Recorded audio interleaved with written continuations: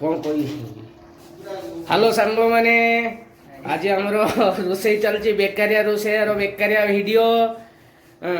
ଦେଖ ଆମର ଭାଇ ଆଜି ରୁଟି କରୁଛନ୍ତି, ପରଟା, ଆଳୁ ପରଟା। କୁନା ଆଜି ସଣ୍ଡେ ବଜାରରେ ଆଜି କ'ଣ ଚାଲିଛି ଆଇଟମ? ଆଳୁ ପରଟା। ଆଳୁ ପରଟା, ଆଳୁ ପରଟା ଆଉ ଅଣ୍ଡା ଫ୍ରାଏ।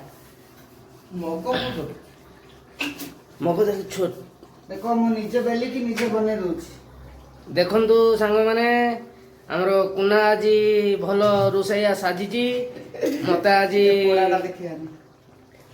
ଆଜି ରୋଷେଇର ହେଲ୍ପ କରିଛି କୁନା। ବେକାରିଆ ରୋଷେଇବାକୁ ମୁଁ ହେଲ୍ପ କରିଦେଇଛି। ସେ ଆଜି ବେକାରିଆ ରୋଷେଇଆକୁ ଆଜି ହେଲ୍ପ କରିଛି।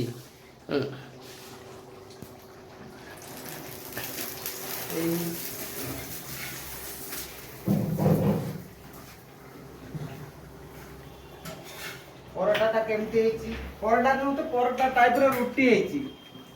ପରଟା ଆମେ କରିବା ପାଇଁ ସମୟ ନାହିଁ, ପରଟା କରିବା ପାଇଁ ସମୟ ନାହିଁ, କରିକି ରୁଟି ଟାଇପର କରିକି ଟିକେ ଘିଅ ମରା ହଉଛି। ଆକୁ କେମିତି ବନେଇଲି ଜାଣିଛନ୍ତି? ଯୋଉ ଅଟା ଚକୁଲା ବେଳେ ଆଳୁ ସିଝା ଆଳୁକୁ ଚକୁଡ଼ି ଦେଲି, ତାପରେ ଟିକେ ମସଲା ଦିଆ ହେଇକିରି। ହଁ, ମସଲା କିଛି ଦିଆ ହେଇନି। ହଉ ଦିଆ ହେଇଛି। ଆମର ଭାଇ ଡ୍ୟୁଟି ଯିବେ ବର୍ତ୍ତମାନ। ଡ୍ୟୁଟିରୁ ଆସିଲେ, ଆଜି 24 ଘଣ୍ଟା ଡ୍ୟୁଟି ତାଙ୍କର, ତାଙ୍କ ପାଇଁ ଜଲ୍ଦି ଟିକେ ଆଇଟମ୍ ତିଆରି ହେଲା। ସେ ଖାଇକିରି ଡ୍ୟୁଟି ଯିବେ। କେତେଟା ହେଇଛି? ସେ 6ଟା ହେଇଛି। ବେକାରିଆ ରୋଷେଇଆର ବେକାରିଆ ଭିଡ଼ିଓ।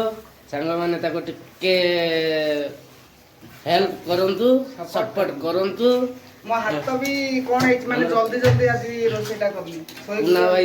କୁନା ଭାଇ ବର୍ତ୍ତମାନ ରୋଷେଇର ହେଲ୍ପ ମୋତେ ଆଜି ବହୁତ କରୁଛନ୍ତି। ଡଙ୍କି ଦେ ଚାମଚ ଚାମଚ। କ'ଣ ଚାମଚ?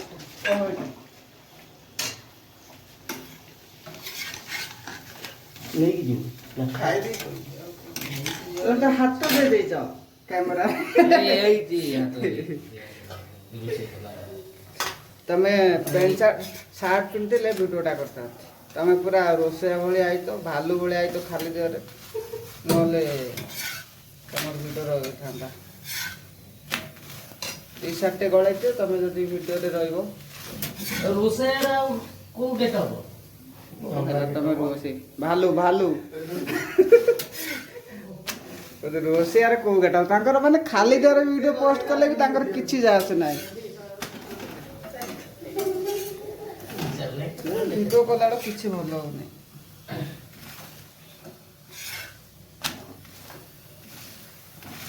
ଏଇଟା ହଉଛି ଶସ୍ତା ସୁନ୍ଦର ମଜବୁତ ଯୋଉଟା କୁହନ୍ତି, ସାଙ୍ଗେ ସାଙ୍ଗେ ହେଇଯିବ।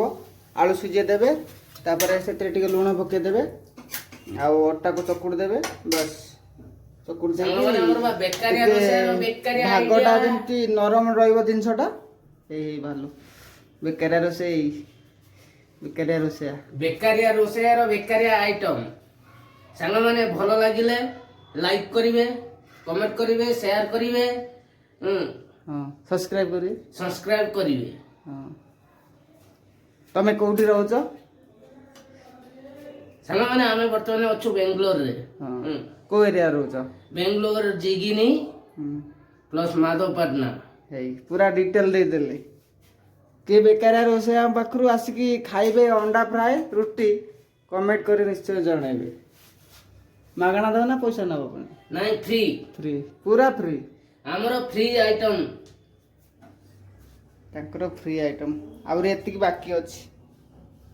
ଏଇଥିରେ ଆଳୁ ଚକୁଡ଼ା ହେଇକି ରହିଛି, ମିକ୍ସ ଅଛି। ଆଉ ଆଜିର ବ୍ଲଗ୍ସଟି ଏଇ ଟାଇପ୍ର ହେଇଛି। ମାନେ ସବୁ ପନିପରିବା ବି ଥିଲା କିଛି, ଆହୁରି କିଛି ନେଇକି ପଳେଇ ଆଇଲି। ଆଉ ଏସବୁ ଝାଡ଼ୁ ମରା ହବ। ମଶା ହେଇଯାଇଛି। ମୋର ବ୍ଲୁଟୁଥଟା ଏଇଠି ପଡ଼ିଛି। ମୋର ବ୍ଲୁଟୁଥ ପଡ଼ିଛି, ସ୍ପିକର ଯାଇକି ସେଠି। ଆଉ ଭଏସ କ'ଣ ଶୁଭୁଥିବ? ସବୁବେଳେ ବେକାରିଆ ହେଲା। ତାକୁ ଆଉ ଛାଡ଼ିବିନି। ହଁ, ଛାଡ଼ିଦବା।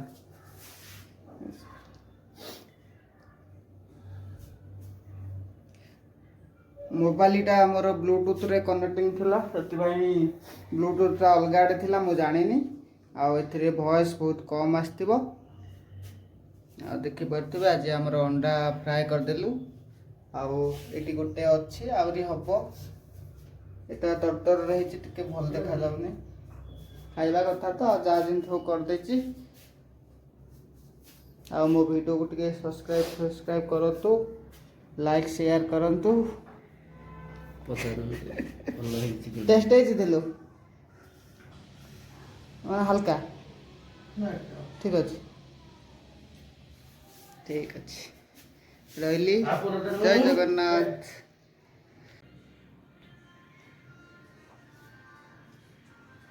ଦେଖନ୍ତୁ କେମିତି ରୋଷେଇ ସାରି ସାରିଲା ପରେ ପୁରା ରୁମ୍ଟାକୁ ମୁଁ ପୁରା ସଫା କରିଦେଇଛି, ପୋଛି ଦେଇଛି ଗ୍ୟାସ୍। ଆଉ ଏଠି ଛିଟକା ପଡ଼ିଥିଲା ମଧ୍ୟ ପୋଛି ଦେଇଛି।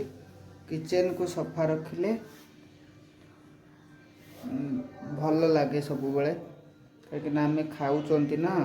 ଯେତେ ସଫାସୁତୁରା ଜାଗାରେ ଖାଇବା ରଖିବା ବନେଇବା, ସେତେ ଇନଫେକ୍ସନ୍ରୁ ବଞ୍ଚିପାରିବା। ଆଉ କମ୍ ବନେଇଛି ଦେଖନ୍ତୁ। ଆଜି ଧନିଆ ପତ୍ର ପକେଇ ବୋଲି ଭୁଲି ଯାଇଥିଲି, ଭିଡ଼ିଓ କଲାରୁ ଦେଖିଲି। ଅଣ୍ଡା ଫ୍ରାଏ ଆଉ ଆଳୁ ପରଟା କରିଛି। ଆଳୁ ପରଟା କହିଲେ ମୋତେ ତ ଅଲଗା ପ୍ରକାର ଆସେନି। ଅଟା ଚକୁଡ଼ିଲା ବେଳେ ମୁଁ ଆଳୁ ସିଝାଇକି ଚକୁଡ଼ି ଦେଇଥିଲି, ସେଇଟା ହେଉଛି ଆଳୁ ପରଟା ଆମ ପାଇଁ। ଆଉ ଧନିଆ ପତ୍ର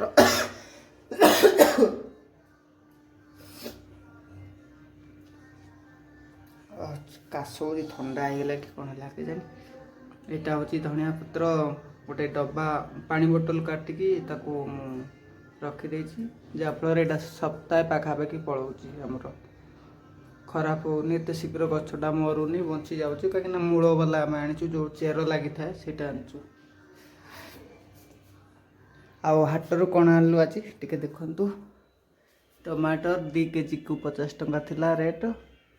ଆଉ ବାଇଗଣ 40 ଟଙ୍କା। କାକୁଡ଼ି ଏତିକି 20 ଟଙ୍କାରେ ଆସିଛି, ହାଫ୍ କେଜି। ଆଉ ବିନ୍ସ, କୋବି, ରସୁଣ ଅଦା ଏତିକି ଆସିଛି। ରହିଲି। ଆଉ ମୋ ଭିଡ଼ିଓ ଟିକେ ଲାଷ୍ଟ ଯାଏଁ ଦେଖିବେ।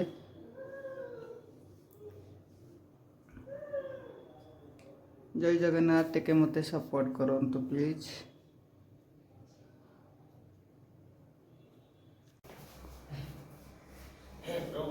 ଫାଇନାଲି ଆମେ ଆସିକି ବସିଗଲୁ ଖାଇବା ପାଇଁ।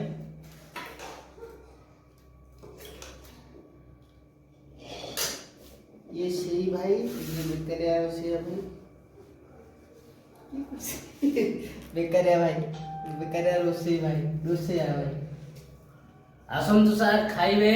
ସାରେ ମ୍ୟାଡ଼ାମ ବର୍ତ୍ତମାନ ଆମର ଅଣ୍ଡା ଫ୍ରାଏ ଆଉ ଆଳୁ ପରଟା। ଆଉ କ'ଣ ଆରମ୍ଭ କର। ନା ତମେ ଆଗେ ଖାଅ, ଆଗେ ତମର ପେଟ ବୁଝାଅ, ମୋର ପଛରେ ଚଳିବ।